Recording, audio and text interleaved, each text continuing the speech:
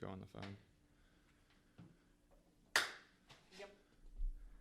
All right, what's up, guys? Good morning. Good morning. We are here live on the Flip Texas podcast. Make sure to give us a follow on YouTube, give us a like, give us a subscribe, and make sure to comment what you all want to see next time, who you all want to see on here, and any questions for the man, the myth, the Instagram social media legend, Derrick. How you doing, man? What's going on, Derrick? How are you this morning? I'm doing good, man. I'm happy to be here. Happy to talk real estate as usual and get into it because we don't really know each other. We know of each other, right? Yep. We see each other on Facebook a lot and social media, so this is good. I like when it's like this because you get to ask genuine questions and get to know each other really well. For sure. I'm excited. And it's flipping a house on Instagram, right? Yeah, Instagram, TikTok, YouTube, all the social webs. Incredible, man. Well, I got plenty of questions, and feel free, if anyone is on Instagram, feel free to drop questions, and we can wing it as we go as well. That would be cool. So awesome you are here. First question, and I know you've been in Houston here for a while. We may have even ran into each other a couple times. How did you get started? I believe from waiting tables all the way to doing a good amount of deals, over 100 deals here in Houston, right? Yeah. So it's funny because your office is close to, like I was telling you, when I first moved to Houston, I moved here to become a petroleum engineer, and life is funny, the path that it takes you on. So I was going down that route. I was waiting tables. I worked at a couple restaurants, Cracker Barrel, Yard House. So I was doing that, and I went to a seminar, and I found out about this thing called wholesaling, and it took me down a rabbit hole. And I studied for about 8 months, finally took action, got a motivated seller, had no idea what I was doing. And then that was like the proof, though, that I needed. And then I committed to getting serious, focusing on this when I wasn't at work or at school, and just kind of dove headfirst into real estate. Incredible. I love it. Yeah. So that was the first thing that I focused on, like I said, was wholesaling. I focused on probate deals. And, it took me 6 months, though. After I got that first lead, I realized that it was possible. I studied for, 6 months. I was taking action, going on appointments, and taking a lot of rejection to the point of on month 6, I was literally about to give up. I had I like to call it my 5 feet from goal moment, and I had went on probably like 20, 25 appointments, and obviously everybody said no to my offer, what I was doing, and I was about to quit. And I had a mentor at the time, and my girl, she was like, we've made it this far, we've seen that it's possible, just give it like 2 more weeks. And the next week, I actually locked up my first deal, and we made $8,000, and I split that with my mentor. Wow, I love it. That really shows a positive light on the right partner, dude. That's incredible that she was there for you, and she was like, keep going, Derrick. Yeah, and she's always been supportive. Like even the seminar she went to with me, and pushed me in that moment. She still pushes me to this day, but. I think that's a very critical part in a relationship, right? Is finding someone who isn't just going to settle, right? You both make each other better. And, I've been very fortunate in that aspect. I love it. That's incredible.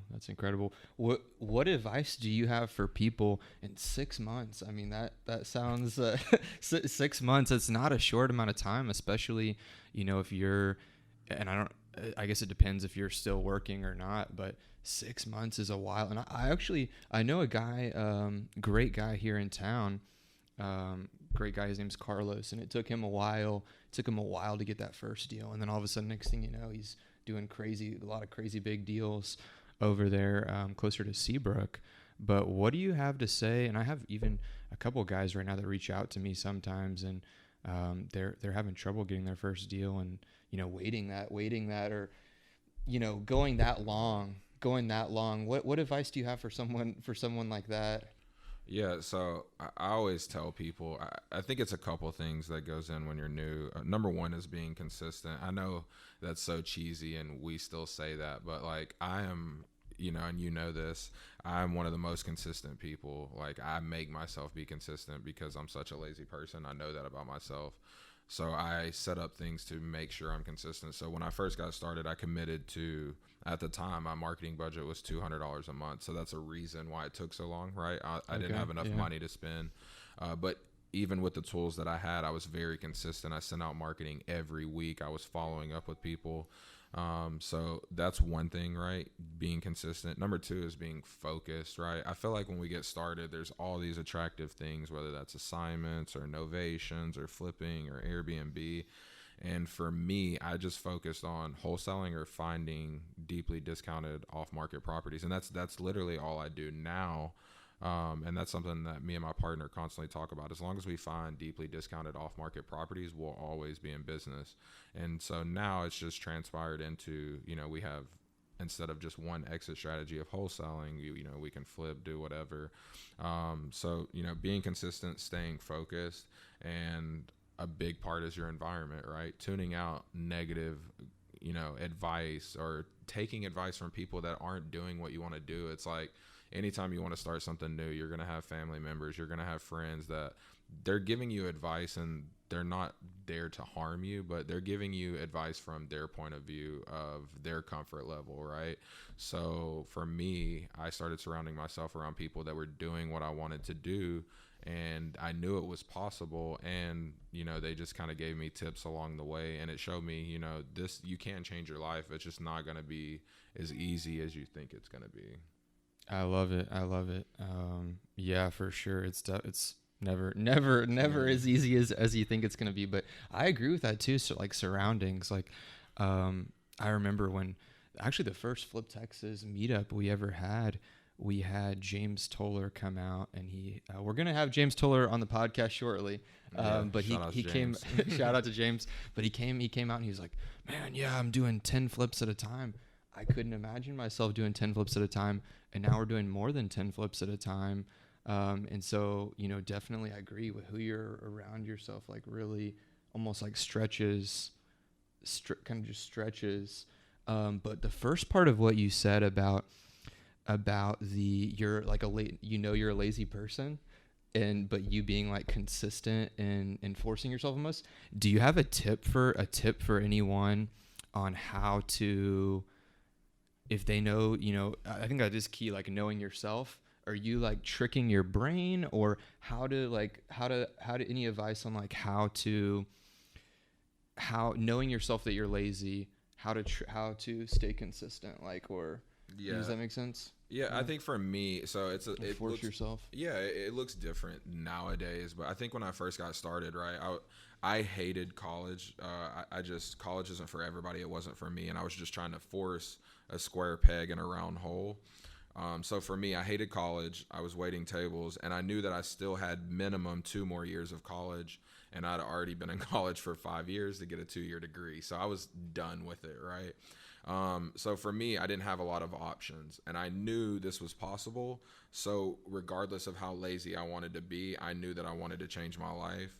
I think nowadays I have tools in place, right? Like, I'm so big on to-do list and running to-do list. So having these things that I know have to get done, and what are like priority things, because I think a lot of people get stuck in being busy and not actually being productive. So I have to-do list. I have my family, right, that I look at every day. Now my girl, she doesn't work. She helps with the kids. So I have everybody depending on me, right? And then on top of that, I have her to push me because we are trying to build a different life for our kids and for our generations, past us. So it's like, even though I want to be lazy, I have all these weight and factors on me. And I know that if I don't get up every day and do what I'm supposed to do, that all these, it's just going to be a domino effect. And my biggest thing that drives me in life, it's the whole reason I moved to Houston, is regret. I never want to get to my deathbed and look at my life and think that I left something on the table. And that's always drove me. So that's why I moved to Houston, because I wanted to be a petroleum engineer to better my life, to get money, to get into real estate. However, that journey looked different once I got here. But I have all these things that kind of drive me, and regret is the biggest one. And, some people say they want big things, and then they never put in the work to do it. So, you have to take chances and you have to hold yourself accountable. And some people aren't meant to be an entrepreneur, and that's a-okay. Yeah, I completely agree with that. Maybe they want to go, maybe they want to drive themselves harder in their favorite activity, which is fishing, and they want to be the fishing champion of Texas, or NASCAR, or be the best family man or whatever. But it looks like you're with your family setup, you're making it all work there. I'm trying to. That's incredible. So it sounds like you're thinking about your why of your family every day, and that's what's like, how you're able to build such a big brand, such a good brand. I love when I see all of your reels and your stories, and I know too, from what it looks like, you're not even the type of person that has a 10-person media team, but you make it look really good, and it looks fun. It looks like you're having fun out there when you're at the properties and everything. I have a person, it's kind of a personal question, a question for everyone. When you're, and I don't know, kind of what your thoughts were, and sometimes as we're growing, like our idea of marketing changes, or the idea of building whichever brand we're building. But when you're building your Flipping a House brand and your Instagram and your TikTok, are you just kind of documenting do you think of it just as like documenting the process, or do you think it's okay for people to document wherever they're at, or like, tell us about like your social media like journey on social media, because in terms of flipping and wholesaling, you're one of the biggest people on Instagram. I know that. Yeah, so I got very conscious in 2019. I went to a Max Maxwell event, and I saw the impact that it could have.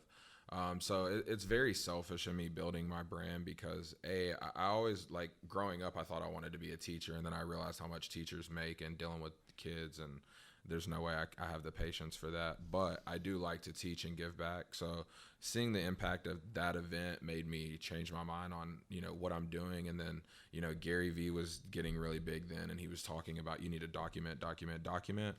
And I always thought it would be really cool to, wherever we end up on this journey, right, whether that's $1 billion or I own a bunch of real estate, I don't know where it's going to end up. But I always thought it would be really cool to just look back and I have all these pieces from my journey. On top of that, it's just opened the door to like so many amazing things. And it's funny to me because I've been doing the same thing for 6 years, but I feel like this last like 6 to 8 months is like people are really starting to recognize, which is, that's what it's like, right? You have to do all this work for people to, you know what I mean? You kind of got to put yourself on.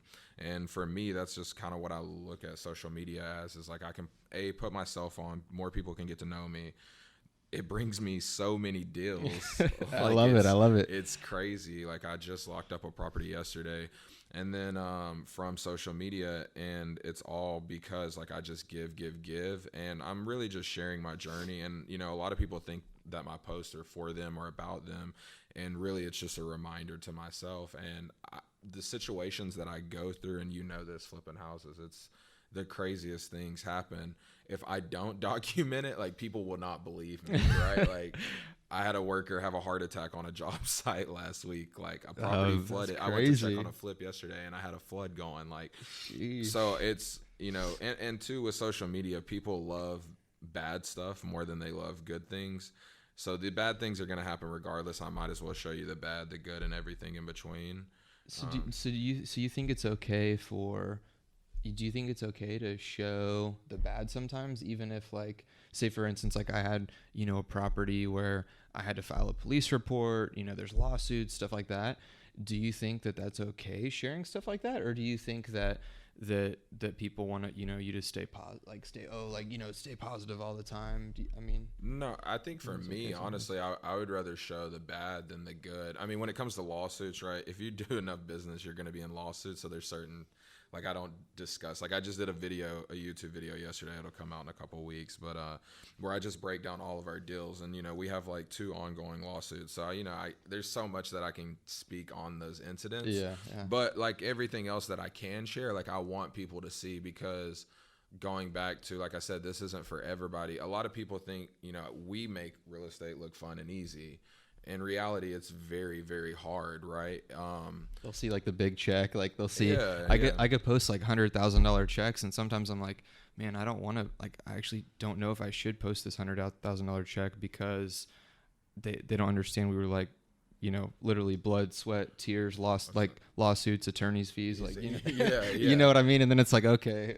Yeah, it's like the big flashy numbers always do good. Like, even I did a post yesterday. We made like 61,000 on a hotel, but it's like that money's gonna be out next week, right? Like, you know what I mean? To 3 or 4 different more properties. But I my whole thing is just share everything, right? My biggest thing that I hate about social media is there's a lot of fluff and BS. And I think that's why a lot of people resonate with me, is just because what you see is what you get. Like, when people meet me, they're like, oh, you're the same person. I'm authentic. I'll do deals. I'll take care of people. But I'm also, like you, I'm a very straight shooter. So I will tell you what I'm thinking, and probably things you need to hear but you don't want to hear. And you can do what you want with that information. I like that. But, I just feel like with social media, that's the only bad, is there's just a facade. And I'm a regular guy. I just happen to do a lot of deals, but I did put in a lot of work to get into this position. And people think that I'm killing it now, but it's like, give me 5 more years, 10 more years, But I just want to share it all, and it's brought a lot of opportunities into my life. So, yeah. I love it, man. And I know we're helping a lot of people in the process. You're helping a lot of people in the process. Yeah, my mentor when I got started he was very aggressive with me, and he was like, you have to do this, and this. And when I say if I didn't do something, he was not, it was not like oh, hey, what's going on, man? How are you? It was not like that. But I'm thankful, sometimes you need some people in your life that are a little more, that push you in a little more like aggressive direction, and maybe not as fluffy. But it kind of depends on everyone's personality. And I really didn't realize this until the last year and a half, where, if you have people on your team or people you're working with, you really even have to interact differently with like different personalities. So like, certain females that I've been working with, I can't, I have to be like, hey, what's going on? How's your day? Before, maybe I like break it before I break down like, hey, why do you not do this yet? Or, that's interesting. That's interesting, man. Yeah, no, I think personality types, this business, we're in a people business, right? So it's you have to learn your different personality types. It's great to study sales training, not just for the sales and learning how to close people. That definitely helps.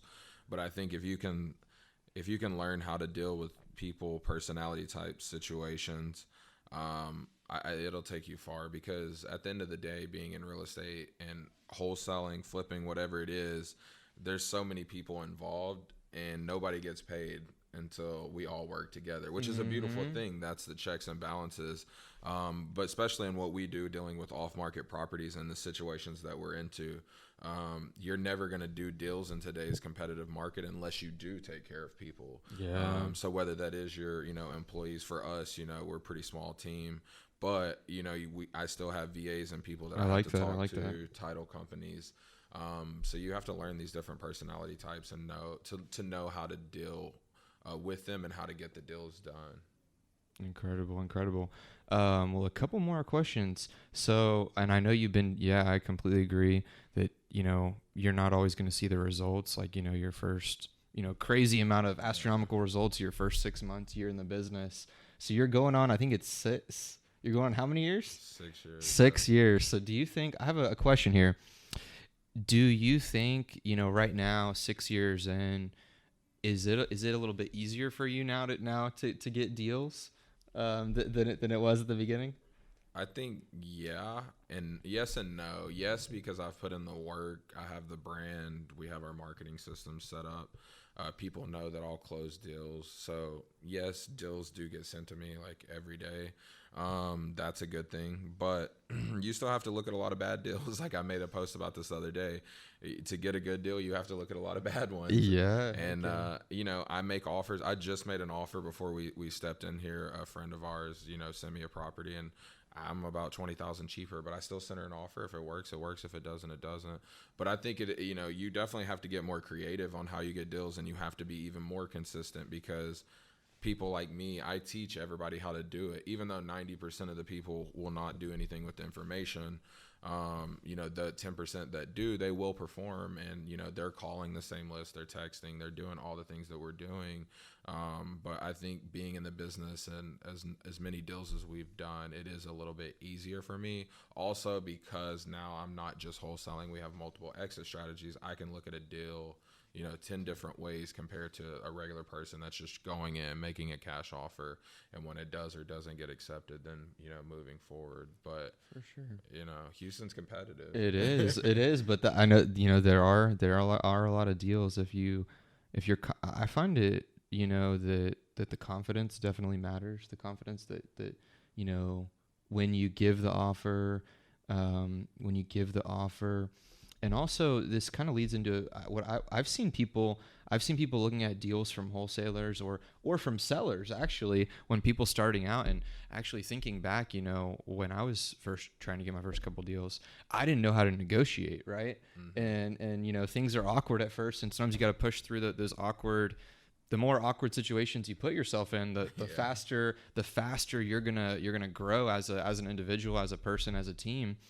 But I see a lot of people look at deals from wholesalers and they're like, oh, that doesn't work. Why the heck are they sending that out? Or like, they're like complaining about some like literally free leads sent to them from a wholesaler. Right. I'm like, dude, this is a free lead. You didn't just, people are paying $250 a lead, and you're getting a free lead and you're complaining about it. Yeah. And then you're saying like, you're, I mean, from what I'm doing, what you're doing, sometimes I'll tell the wholesaler, hey, listen, probably not the best buyer for this one.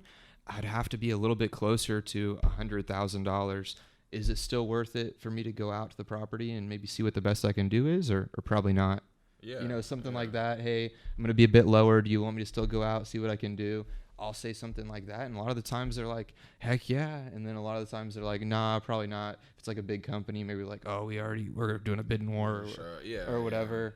No, that's definitely the market we're in. And that's why for us, I mean, we don't even do bidding wars. Like, if you're like, hey, this is going to be, we're bringing 10 people out, and it's not for me. I'm not, like you said, I'm okay. That's another thing. Other deals to look at. That's the beautiful thing. I always tell people, like, the more deals you do or the more houses you lock up, that builds your confidence, right? Yeah. And you don't worry about missing out on deals. Whereas like when you're starving and you're trying to put deals together, you'll overpay or lock up a property. Yeah. And even the deal that like I said, I'm gonna give you 2 examples. So yesterday I locked up a house. They sent it to me at $267, and it's worth like $350, maybe $360. And I'm like, same thing. I'm not the buyer, but I'll be happy to give you an offer. And this is what it is, closer to $220. And we ended up agreeing, long story short, we went back and forth. We ended up agreeing on $230, right? But that was a free deal that somebody brought to me that I was able to get under contract. We're not going to make a killing on it, but we'll make money. It keeps everything moving along. But if I would have not made an offer, it wouldn't have happened. Then there's another deal. You may have even seen it. It was in a Facebook investment group. it happened to just be a tired landlord who posted in the investment group. What? Really? A landlord himself? Yes. And all y'all and me skipped over this. Right? It was in Katy, and he was asking. No, in Katy, bro. Are you serious? I'm getting hot. I'm getting hot and heavy over here. So he was asking $200,000. I didn't know he was the homeowner. I thought it was a wholesaler, and I was like, hey. Thank you. I message everybody. If you post a house, I message you. He finally messaged me back like 2 days later and was like, hey, I told him, I'd be interested, but it would be cheaper. He was like, where are you at? I told him 180. He was like, I really wanted 195. I'm like, hey, it's not going to work for me. But if anything changes, here's my website. I'll close. And just be aware, a lot of people are going to waste your time. I'll make this the easiest thing you've ever done. Boom. And then he came back at 185, and I was like, baby, let me hop on a phone call, and then we ended up locking it up for 180. But that was a free deal. Katy, Texas, baby. That's the if you go on I know I'm giving you all kinds of weird data, but if you go on ListSource and you look at some of the areas where most cash sales in the Houston MSA, 77449, baby. That's exactly where it is too. Woo! Yeah. So it's like, that was a free deal that most people probably passed on.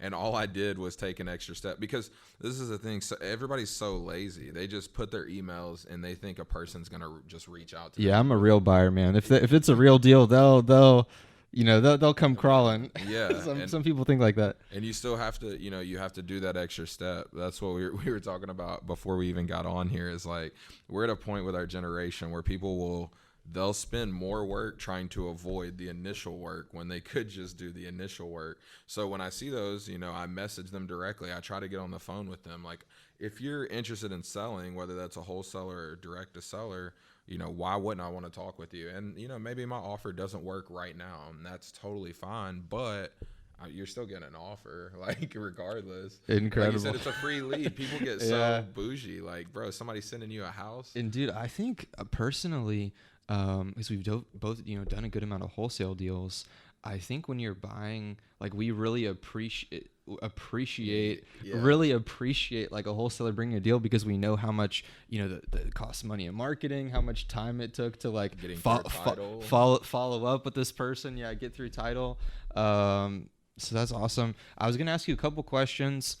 We can maybe check in on like what your plans are the next year. I know you're even doing it looks like I saw 2 houses on one lot, or some lot you're building on, some different stuff, and then what you think about the market moving forward. I know some people are doom and gloom about the real estate market coming up. What you think, and what kind of your strategy, you and Ben's strategies are moving forward, and your strategies. Yeah. So with the market, I mean, nobody knows. If they tell you they know what's going to happen, they're probably trying to sell you something. I think in Houston, we're in a good spot, though. I'm also optimistic. I think being in Houston, it's so affordable. We're in a good spot. I do see rates rising, which will, it lowers the buyer pool. But I mean, the way people are buying and bringing cash and paying over, if anything, I see it going back to people just paying at asking, not over asking. But for us, the average purchase price of a home or sell price is like $370 in Houston. Everything that we do is under that number, so that's like an extra layer of protection for us.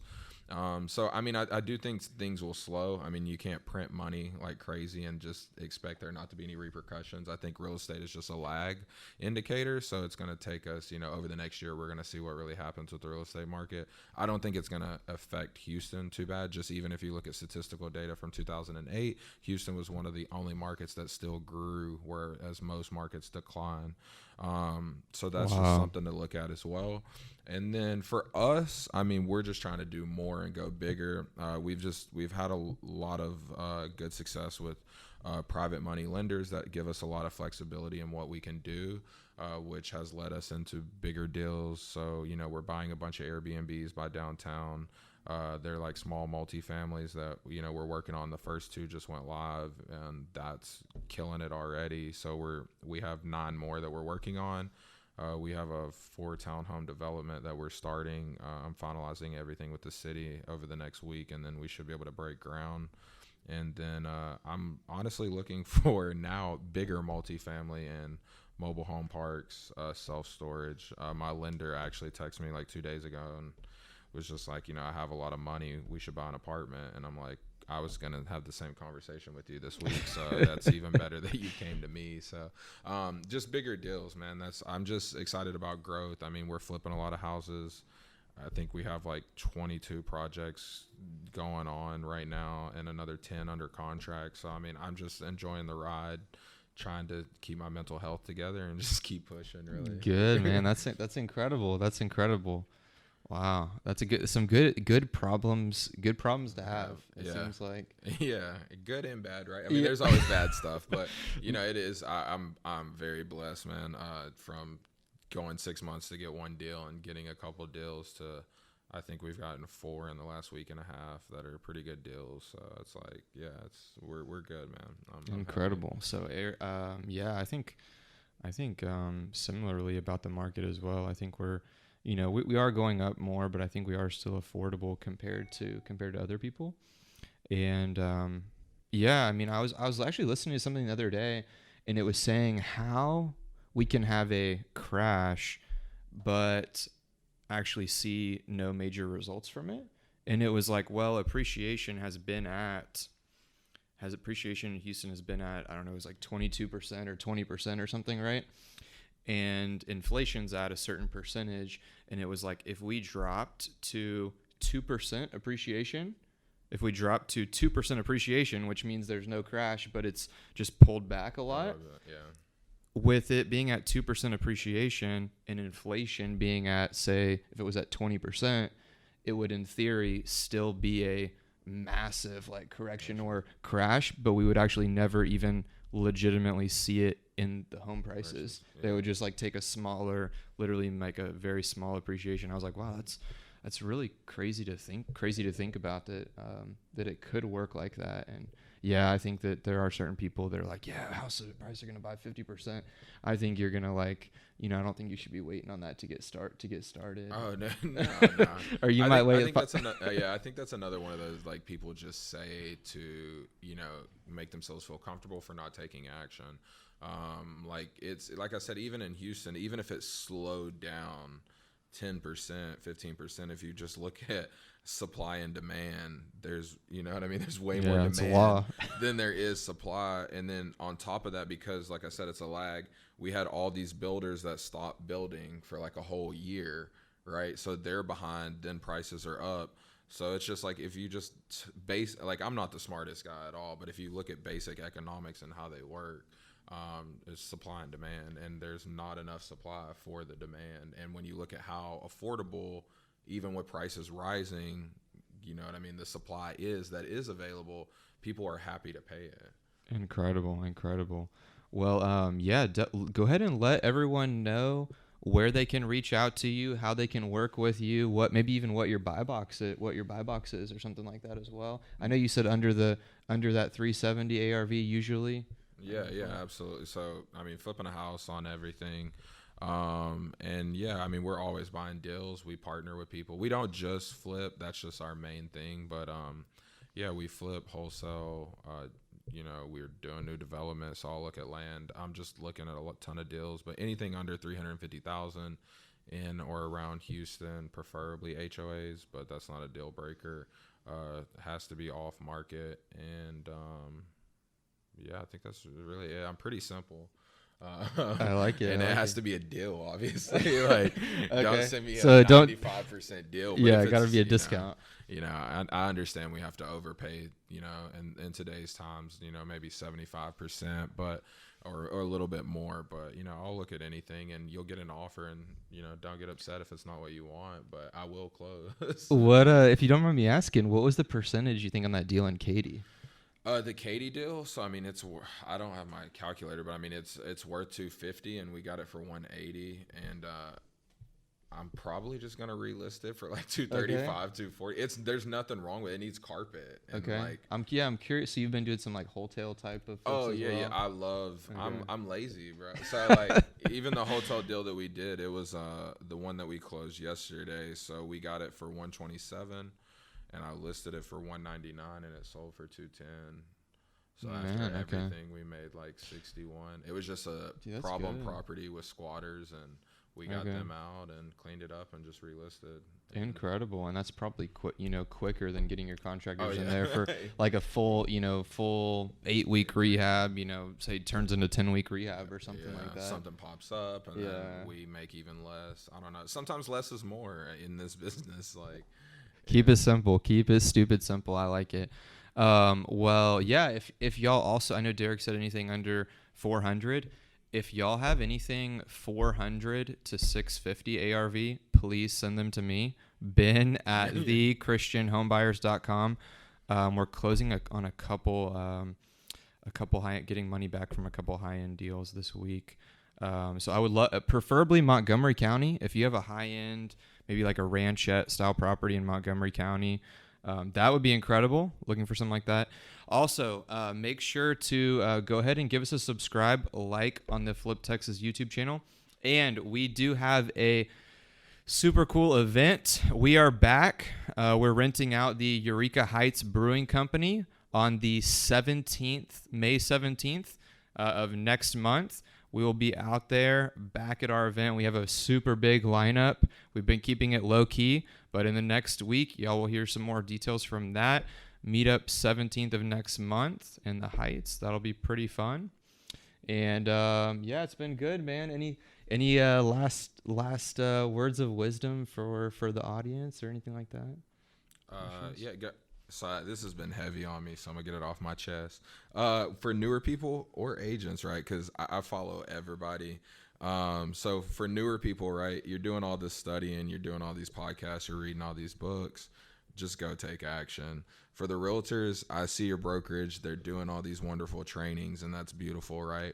You don't actually make money until you go talk with people. So my overall message to everybody in real estate is like, all this stuff is cool, but where the rubber meets the road is when you take action. And you can learn as much as you want in a classroom. Nothing is going to prepare. It's like going to war, right? Like you can have all the trainings you want, but until you get shot at, that's when it gets real. So my main thing would just be go take action, send us some deals, and then we're actually doing, and I'll announce this on my Instagram, but we're going to do a pop-up at just one of our flips next weekend. I'll send out details.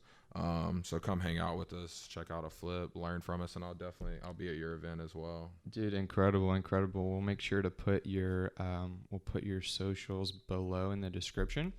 Sounds great. I appreciate it. And yeah, couldn't agree more. I mean, I was talking with somebody yesterday, and they're an agent, and they were like, man, I've been, it was actually a couple different people, but one of them was actually a younger guy, and one of them was talking about calling expireds, and he was like, oh, well, the expired market, it's actually not working as good right now due to this or this. But one of them was like, oh, well, I called a couple expireds, and I was just getting like some bad responses. So like, I'm not really prospecting like knit farming or calling expireds anymore after I got 2 like negative responses. And he's kind of like a family friend, and so actually what I told him is I said, hey man, just to let you know, like, if you can't deal with like you're going to have to get through that you're going to have to push through that rejection as quickly as possible. And, if you can't get through that, then this just, isn't for you.